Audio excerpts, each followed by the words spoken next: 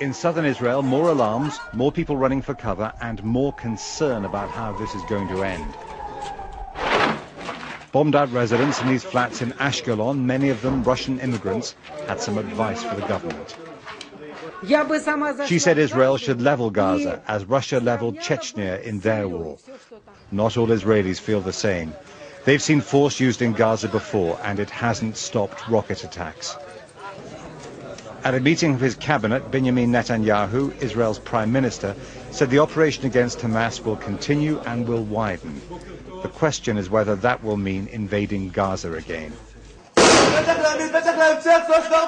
Allowing Israeli TV to film troops training for street fighting is the latest loud signal aimed at reinforcing Israel's threat that it might.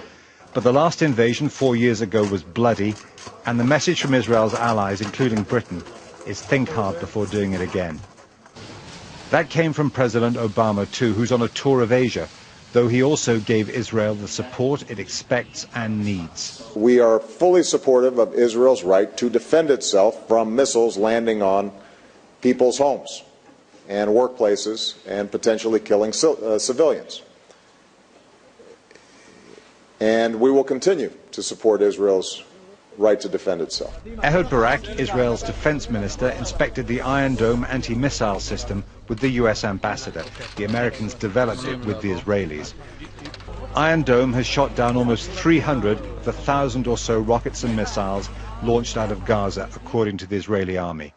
But with Israeli attacks killing more Palestinian civilians inside Gaza, Israel's insisting that the force it's using is proportionate, in line with the laws of war. The real disproportionality is the fact that Hamas and other terror organizations are targeting Israelis, while we are targeting only terrorists. Once again, it's a tragedy that there are casualties on both sides. The next big decision Israel faces is whether to use the troops and armor it's deploying on the border with Gaza. The government here says it wants quiet in southern Israel. Most likely that means another ceasefire with Hamas. What nobody knows yet is whether it will take a ground war or diplomacy to make that happen.